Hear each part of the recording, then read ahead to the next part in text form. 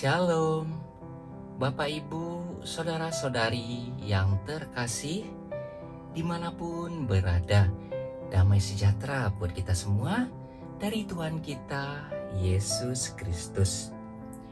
Seperti biasanya, setiap hari kita merayakan pestanya orang-orang kudus.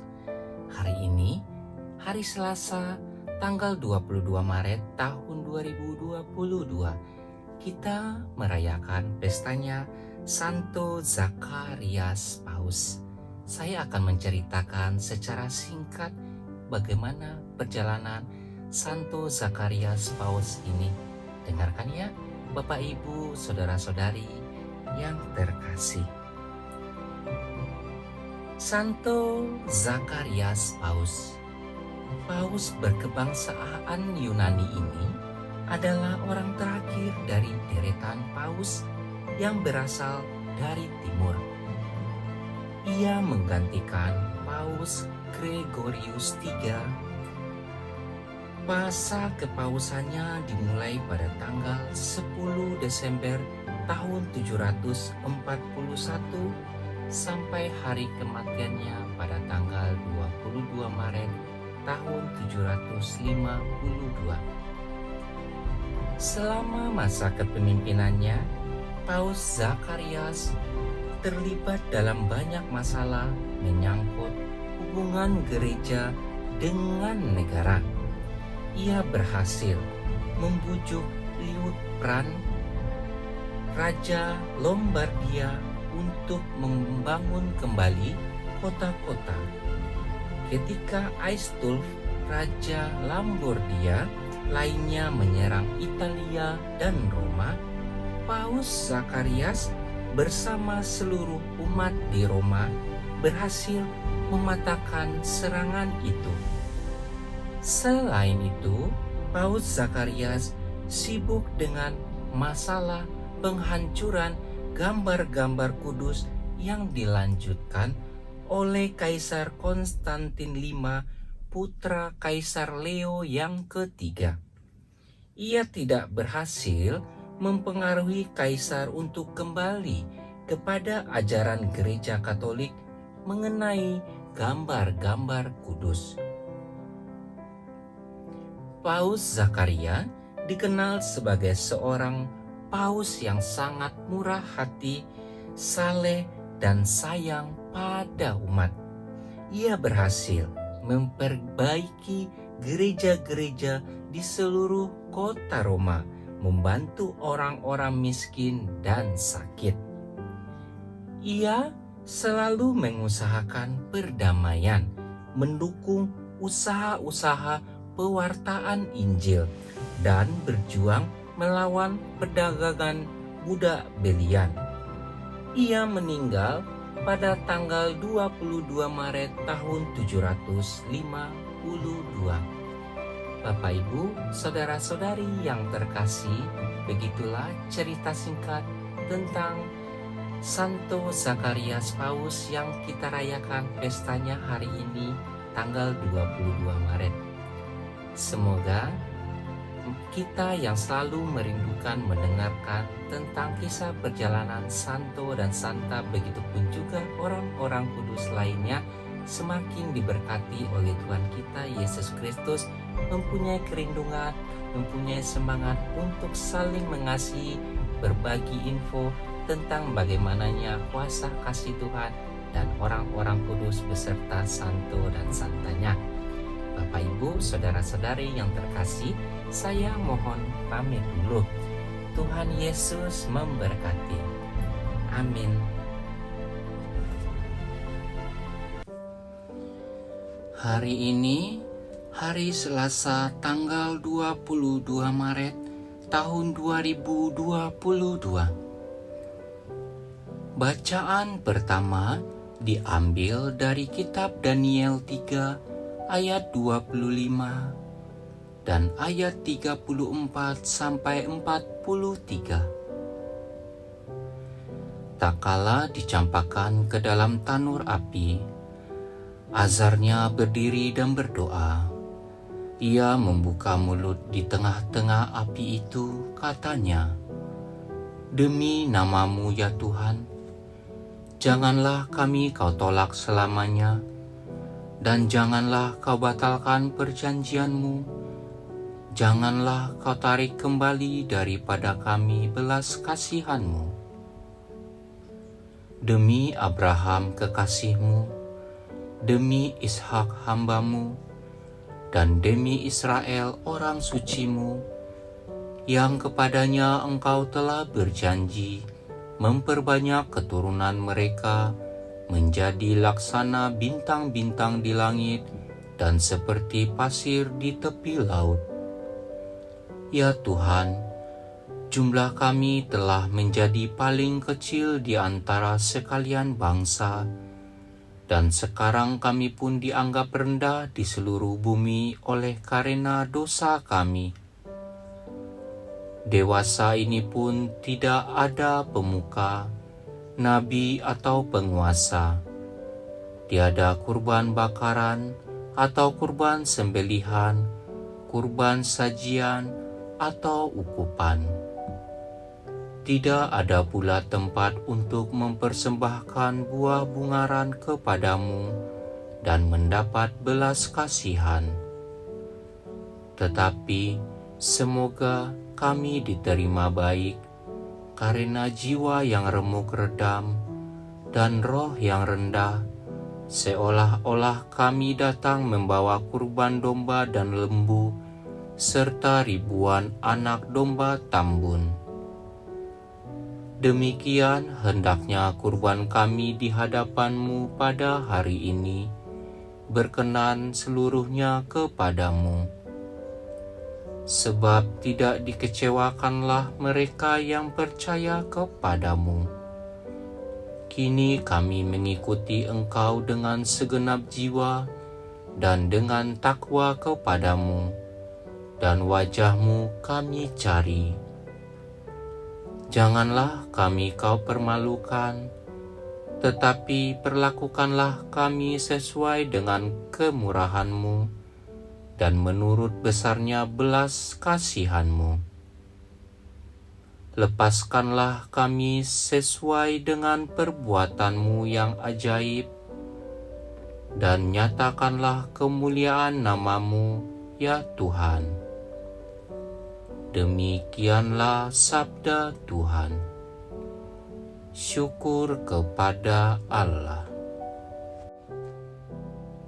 Inilah Injil Tuhan kita Yesus Kristus menurut Matius. Dimuliakanlah Tuhan. Bacaan Injil diambil dari kitab Matius 18 ayat 21 sampai 35. Sekali peristiwa Petrus datang kepada Yesus dan berkata, "Tuhan, sampai berapa kalikah aku harus mengampuni saudaraku jika ia berbuat dosa terhadap aku? Sampai 7 kali?" Yesus berkata kepadanya, "Bukan, aku berkata kepadamu, bukan sampai 7 kali, melainkan sampai 70 kali 7 kali. Sebab hal kerajaan sorga itu seumpama seorang raja yang hendak mengadakan perhitungan dengan hamba-hambanya. Ketika ia mulai mengadakan perhitungan itu, dihadapkanlah kepadanya seorang yang berhutang 10.000 talenta.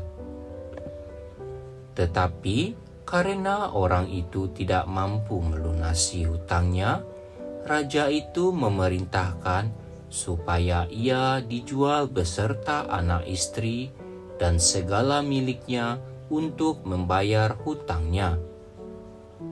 Maka sujudlah hamba itu menyembah dia. Katanya, 'Sabarlah dahulu, segala hutangku akan kulunaskan.' Lalu tergeraklah hati raja itu oleh belas kasihan akan hamba itu, sehingga ia membebaskannya dan menghapuskan hutangnya. Tetapi ketika hamba itu keluar, ia bertemu dengan seorang hamba lain yang berhutang 100 dinar kepadanya. Ia menangkap dan mencekik kawannya itu, katanya, "Bayar hutangmu." Maka sujudlah kawannya itu dan memohon kepadanya, "Sabarlah dahulu, hutangku itu akan kulunaskan." Tetapi ia menolak dan menyerahkan kawannya itu ke dalam penjara sampai dilunaskan segala hutang itu. Melihat itu, kawan-kawannya yang lain sangat sedih, lalu menyampaikan segala yang terjadi kepada tuan mereka. Maka raja itu menyuruh memanggil hamba pertama tadi dan berkata kepadanya, "Hai hamba yang jahat, seluruh hutangmu telah kuhapuskan karena engkau memohonnya kepadaku. Bukankah engkau pun harus mengasihani kawanmu seperti aku telah mengasihani engkau?" Maka marahlah tuannya itu dan menyerahkan dia kepada algojo sampai ia melunaskan seluruh hutangnya. Demikianlah Bapa-Ku yang di surga akan berbuat terhadap kamu apabila kamu masing-masing tidak mengampuni saudaramu dengan segenap hatimu. Demikianlah Injil Tuhan. Terpujilah Kristus. Hari ini hari Selasa, tanggal 22 Maret tahun 2022. Bagi kita yang bentuk olahraganya adalah jalan kaki dari satu ruangan ke ruangan lain dan membawa piring, kita ke baskom setelah makan. Maka kita akan tahu bagaimana bahwa setiap pembicaraan tentang olahraga yang serius tentunya tidak sedap didengar. Kita sering diberitahu bahwa kita harus berolahraga setidaknya 15 menit sehari dan berolahraga hingga berkeringat dan memompa jantung. Dan kita tahu semua manfaat dan rutinitas olahraga yang baik dan itu bermanfaat bagi kita pertama dan terutama. Dan tentunya hati yang sehat dan tubuh yang sehat akan membuat kita menjadi pribadi yang menyenangkan saat bersama orang lain. Namun, itu mungkin tidak cukup memacu kita untuk mengenakan perlengkapan olahraga dan melanjutkan rutinitas olahraga. Dan kita juga akan membuat cukup alasan untuk tidak memulainya. Ketika Petrus bertanya kepada Yesus, "Apakah mengampuni seseorang sampai 7 kali sudah cukup?" Jawaban Yesus mungkin akan mengejutkannya. Seolah-olah Yesus sedang memberitahu Petrus bahwa olahraga 7 menit tidak cukup dan ia harus berolahraga 77 menit.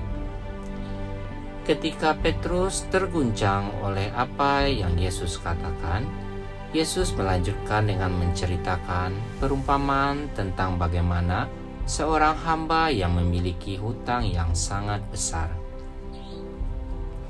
Entah bagaimana, tidak memiliki belas kasihan kepada sesama hamba yang berhutang kepadanya yang relatif tidak signifikan, dan kemudian datang poin mengajaran dari perumpamaan. Demikianlah Bapa-Ku yang di surga akan berbuat terhadap kamu apabila kamu masing-masing tidak mengampuni saudaramu dengan segenap hatimu. Itu untuk memberitahu kita bahwa di samping kebutuhan untuk mengampuni orang lain, dalam mempraktekkan pengampunan kita akan mengerti betapa Tuhan telah mengampuni dosa-dosa kita. Itulah mengapa perlu tidak hanya mengampuni 7 kali tetapi 77 kali. Pengampunan tidak hanya baik untuk kita secara rohani, itu juga membuat kita tetap sehat. Dan mari kita mulai segera, dan tidak hanya 7 kali, tapi sampai 77 kali dan bahkan lebih. Semoga demikian. Amin.